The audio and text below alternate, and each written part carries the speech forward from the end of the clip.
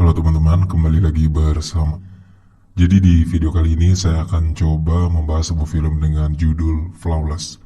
Film ini adalah film drama kriminal hasil garapan Michael Radford dari naskah yang ditulis oleh Edward Anderson. Berdurasi sepanjang 108 menit, film yang dirilis pada tahun 2007 di Jerman dengan dibintangi oleh Michael Caine dan Demi Moore ini menceritakan seorang petugas kebersihan bernama Mr. Hobbs yang meyakinkan seorang karyawan eksekutif yaitu Laura Quinn untuk mencuri berlian dari perusahaan tempat mereka bekerja yaitu London Diamond Corporation. Nah tapi sebelum saya melanjutkan pembahasan ini, tak bosan-bosan saya mau kembali lagi mengingatkan kalau video ini mengandung spoiler dari film Flawless. Jadi untuk kalian yang memang belum menonton filmnya, saya sangat menyarankan agar kalian menonton filmnya terlebih dahulu secara utuh. Kalau kalian udah nonton filmnya terus masih ngerasa nggak ngerti atau butuh penjelasan lebih lanjut, baru deh kalian tonton video ini. Kita mulai.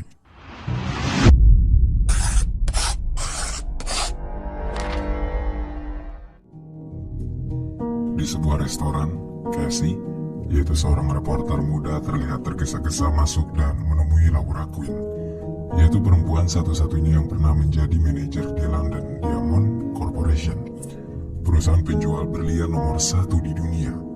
Casey berniat mewawancarai Laura untuk mengisi artikel mengenai para wanita yang memimpin, yang memuat tentang generasi pertama wanita di dunia kerja ketika dulunya lelaki masih mendominasi lapangan pekerjaan di tahun 50-an atau awal 60-an.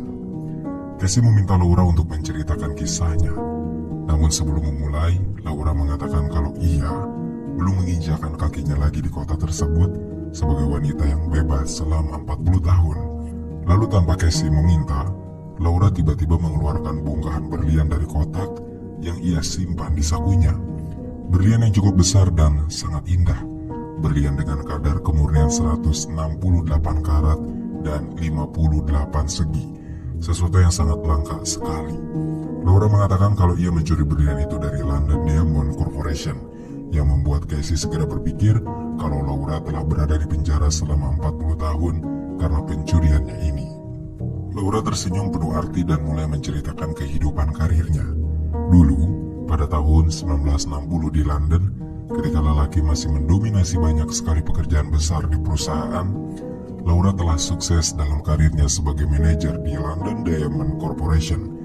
Ia menjadi satu-satunya perempuan yang bekerja di perusahaan itu, memiliki jabatan tinggi dan dihormati oleh rekan-rekannya. Saat itu perusahaan tempat Laura bekerja sedang dilanda konflik dengan publik yang memprotes kematian para pekerja di pertambangan berlian Kimstead.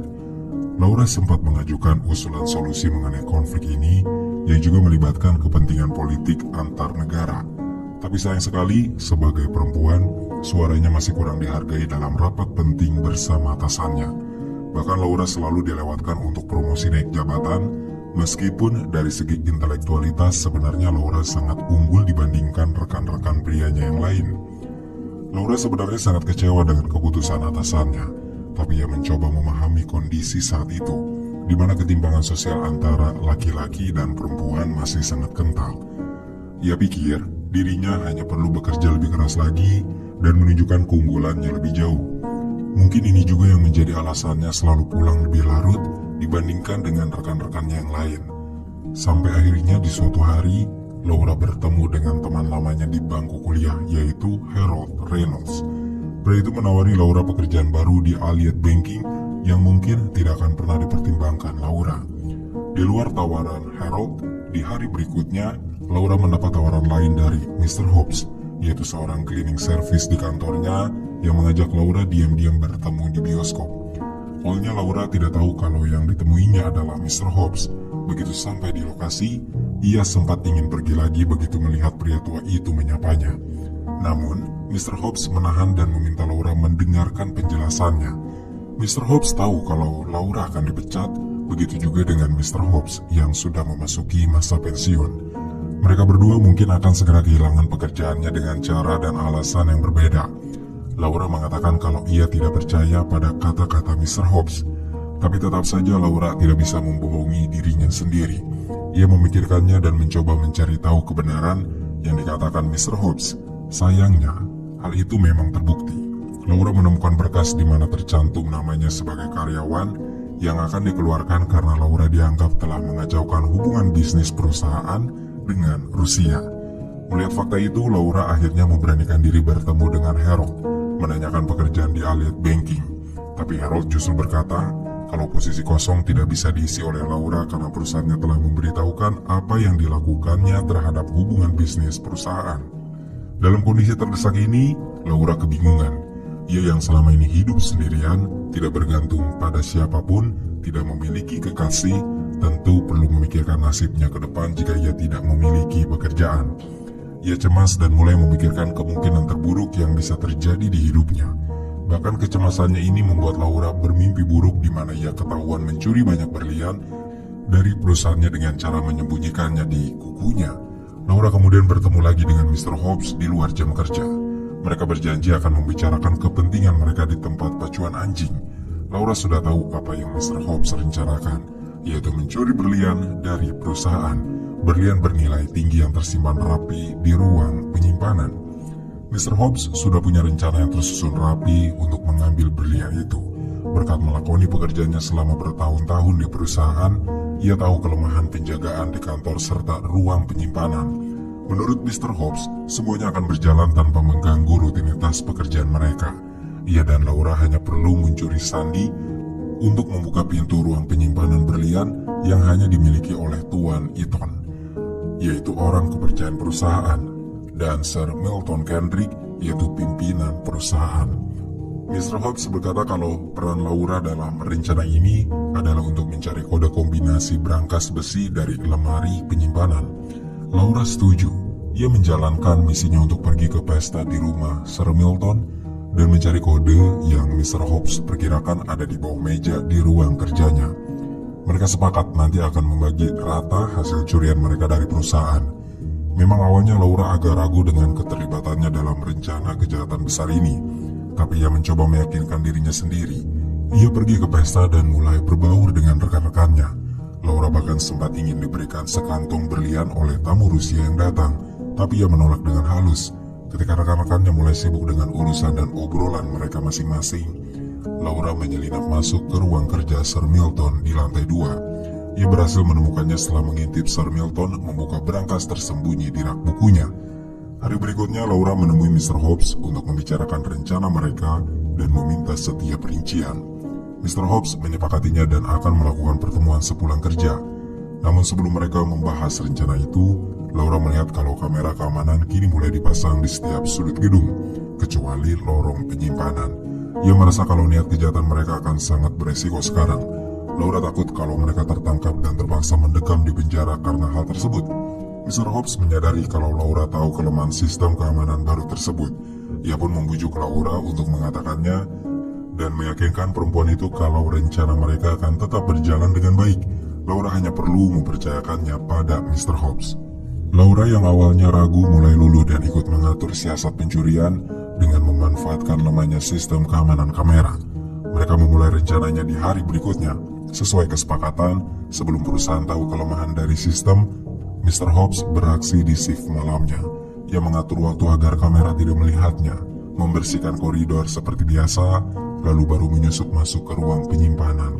Sementara Laura, ia bertugas mengalihkan penjaga keamanan dengan menelpon.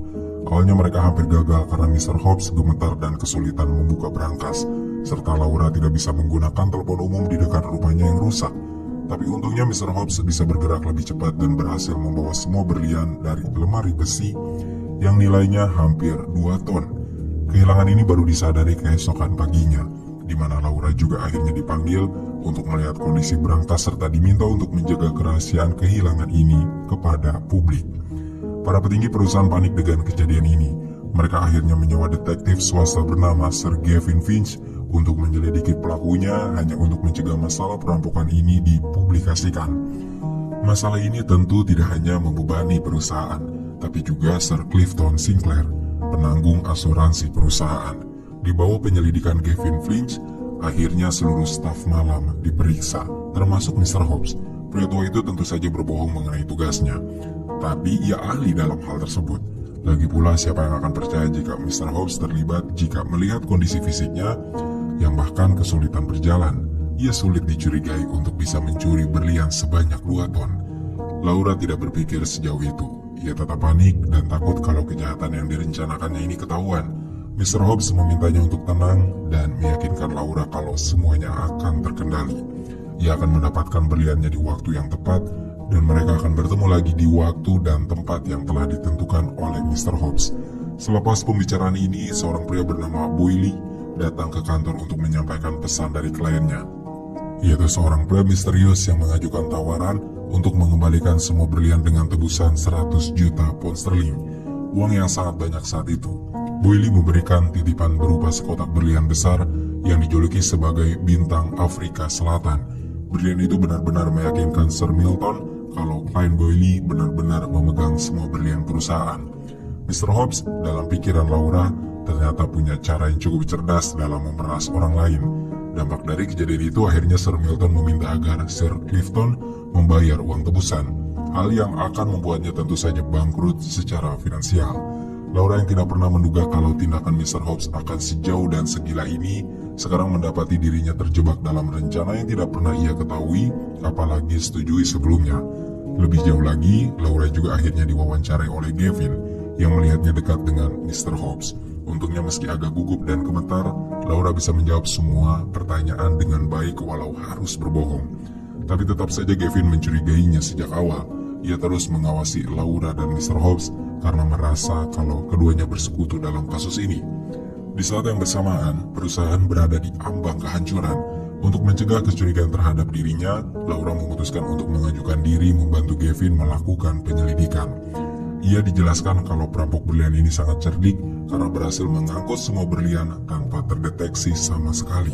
Bahkan ketika satu-satunya jalan keluar hanya menggunakan lift, tapi catatan aktivitas elektronik tidak menemukan kalau lift digunakan dalam jangka waktu yang lama pada malam itu.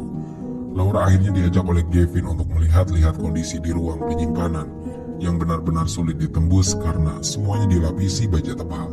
Kasus ini sebenarnya sangat membingungkan karena tidak ada yang tahu bagaimana berlian itu dibawa lari jika basement saja tidak memiliki celah sama sekali. Laura sendiri sebenarnya tidak tahu kemana berlian itu dibawa pergi oleh Mr. Hobbs. Ia juga bingung, dan di tengah kebingungannya ini, Laura melihat Sir Milton dan Sir Clifton bertengkar terkait uang asuransi penebusan yang tidak kunjung diberikan. Ditambah Gavin menyatakan dengan yakin kalau pegawai London Diamond Corporation terlibat dalam perampokan besar ini. Mengejutkannya adalah Gavin menyebut nama Oliver Astroncroft, yaitu putra dari Sir Milton. Dicurigai terlibat dalam kasus ini karena diduga memiliki kepentingan politik dengan Rusia berkat catatan langkah politiknya sebagai penggemar Marxist-Lenin. Situasi antara perusahaan London Diamond Corporation dan layanan asuransi milik Sir Clifton kini berada dalam ketegangan yang serius. Mereka saling mendendam satu sama lain. Ini semua karena Sir Clifton sebenarnya enggan untuk membayarkan nominal asuransi yang sangat besar, yang sebenarnya sudah menjadi hak perusahaan Sir Milton karena telah membayar jasa mereka selama 30 tahun. Kini, dihadapkan pada kondisi kurang menyenangkan tersebut, Laura dilanda kebingungan yang sangat besar. Ia menemui Mr. Hobbs di sebuah saluran air untuk menanyakan berlian perusahaan yang dirampasnya. Laura ingin berlian itu dikembalikan. Lagi pula berliannya tidak akan bernilai sama sekali karena perusahaan tidak punya uang untuk membayar tebusannya. Di lain sisi, Laura juga takut mencium kejahatan yang direncanakannya bersama Mr. Hobbs. Ia tidak mau reputasinya hancur. Sayangnya, Mr. Hobbs menolak rencana Laura untuk melakukan negosiasi pengembalian berlian. Ia juga tidak memberitahu di mana berliannya. Laura berniat menyerahkan diri, tapi sekali lagi, Mr. Hobbs yang cerdik atau bisa dibilang licik menahan Laura. Pria tua itu membujuk Laura untuk tetap bertahan pada rencana, membuat Laura bimbang. Pada akhirnya Laura sendiri sebenarnya terlalu takut untuk mengakui perbuatannya. Ia bahkan masih berpura-pura di depan Gavin kalau dirinya tidak terlibat. Ketika Gavin datang ke kantornya untuk meminta sidik jari demi melengkapi laporan penyelidikan di rumah Sir Milton, Laura bahkan bersikap sangat santai dan mulai terbiasa dengan kebohongan yang dilakukannya. Namun yang tidak Laura ketahui adalah Gavin sebenarnya sedang mengetes kecurigaannya terhadap Mr. Hobbs dan Laura. Jadi setelah melakukan pemeriksaan sidik jari, ia membawa Laura ke ruangan basement untuk membantunya mewawancarai Mr. Hobbs hanya untuk melihat reaksinya serta mungkin menguatkan kecurigaannya. Selama Gavin menanyai Mr. Hobbs mengenai aktivitasnya di malam perampokan, Laura mendengarkan dengan tegang. Berbeda jauh dengan Mr. Hobbs yang terlihat sangat santai dalam berbohong selama terus ditanyai berbagai pertanyaan pribadi oleh Gavin. Belum selesai pembicaraan itu, Gavin dipanggil keluar dan menyudahi interogasinya pada Mr. Hobbs. Begitu Gavin keluar ruangan, Laura mulai lagi menekankan untuk melakukan negosiasi. Mr. Hobbs menolaknya dan mengatakan kalau ia akan menjalankan rencana yang sudah disusunnya selama ini. Gavin mendapatkan petunjuk yang mengarah kepada Mr. Hobbs dan Laura. Di saat yang bersamaan juga, Laura sedang mencari lokasi Mr. Hobbs menyembunyikan berlian curiannya. Mereka sama-sama berpacu dengan waktu karena saat itu perusahaan London Diamond Corporation hampir berada di ambang kehancuran, juga dengan Sir Clifton. Situasi tidak menjadi lebih baik dari waktu ke waktu. Yang ada malah menjadi kacau karena kelakuan Sir Clifton yang membocorkan insiden ini pada pers. Sir Milton akhirnya mengalami serangan jantung karena stres berat. Di tempat lain, Gavin yang sudah mengetahui kalau Laura terlibat akhirnya mengajaknya bertemu dan membicarakan hal ini di bar. Bukan untuk menangkapnya, tapi Gavin penasaran bagaimana cara Laura memindahkan 2 ton berlian itu dari penyimpanan. Laura masih bersikeras kalau ia tidak melakukan itu. Ia tidak tahu berita serangan jantung Sir Milton sampai kepada Gavin. Pembicaraannya dengan Laura terhenti, tapi semenjak saat itu, Laura semakin cemas. Ia pergi ke toilet dan menangis, tidak sengaja menjatuhkan berlian miliknya yang disimpan ke saluran wastafel. Ia membongkar pipa dan menyadari sesuatu. Dengan firasatnya, ia pergi ke saluran air dekat kantor dan turun ke bawah. Firasatnya tidak meleset. Ketika ia menyusuri selokan, Laura menemukan Mr. Hobbs sedang berjaga di sebuah lorong saluran. Laura mengabarkan kalau Sir Milton mati karena serangan jantung dan akan melaporkan Mr. Hobbs karena insiden tersebut. Tapi Mr. Hobbs mencegahnya dengan mengancam Laura menggunakan pistol. Mr. Hobbs tidak akan mau rencananya dihancurkan. Ia punya tujuan lain dan tujuannya akan tercapai dalam waktu sejam lagi. Begitulah keyakinannya. Di lorong air itu, ketika Laura berusaha menghindari Mr. Hobbs dan terjatuh, ia sempat menemukan bongkahan berlian besar yang dikantonginya diam-diam. Selanjutnya Laura tidak bisa lari. Ia mendengarkan Mr. Hobbs menceritakan tujuan aslinya mencuri berlian. Mr. Hobbs mengaku kalau ia tidak ingin uang atau berlian. Satu-satunya yang Mr. Hobbs inginkan hanyalah balas dendam pada sindikat asuransi yang sengaja menunda untuk menutupi biaya pengobatan istrinya yang terkena kanker sehingga mengakibatkan kematian bertahun-tahun lalu. Ketua sindikat asuransi itu adalah Sir Clifton yang mengambil keuntungan dan uang asuransi untuk memperkaya dirinya sendiri. Laura sekarang mengerti, Mr. Hobbs sudah menunggu 15 tahun lamanya merencanakan perampokan ini dengan baik hanya untuk menghancurkan Sir Clifton. Tujuannya jelas tercapai karena sejam kemudian batas waktu tebusan berlalu dan Sir Clifton melakukan bunuh diri. Lalu Mr. Hobbs pun menjelaskan bagaimana caranya dia bisa memindahkan seluruh berlian dari dalam gedung ke saluran air. Ia memasukkannya ke dalam keranjang sampah dan membuangnya lewat saluran air wastafel. Sementara berlian besar yang disebut bintang Afrika Selatan oleh Mr. Hobbs sebagai kendalanya, ia tidak memaksudkan itu sebagai pesan, melainkan berlian yang tidak bisa dibuang olehnya lewat saluran manapun karena membuat mampet. Boyle kembali ke perusahaan untuk mendapat laporan penyerahan deposit. Ia memberikan kertas yang ternyata kosong. Saat itu, Mr. Hobbs telah menyelesaikan ceritanya kepada Laura. Ia pun pamit pergi dan tak pernah terlihat lagi setelah kejadian itu. Sementara Laura, ia menghubungi Gavin untuk menyusulnya ke saluran air.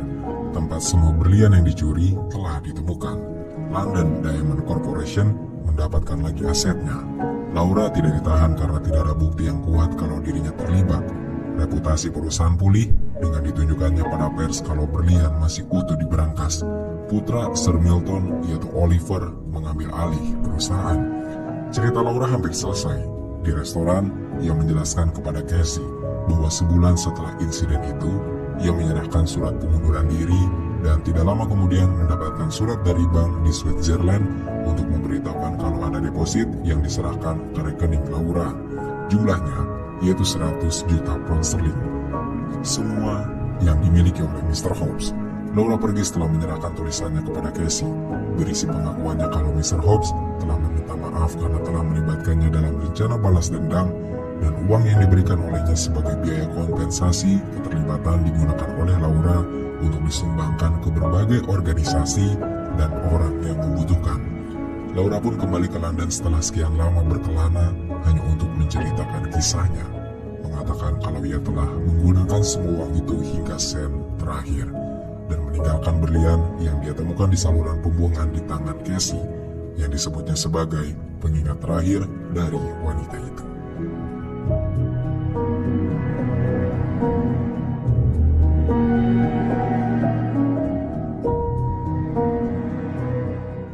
Laura Quinn, perempuan di usia hampir menyentuh 40 tahun, hidup sendiri, tidak pernah menjalin hubungan romantis dengan siapapun, tidak cukup sukses dengan karirnya sebagai seorang manajer eksekutif di perusahaan berlian nomor 1 di dunia, dan sayang sekali, sebagai perempuan dengan daya intelektualitas yang tinggi, ia tidak pernah mendapat kesempatan promosi jabatan hanya karena jenis kelaminnya.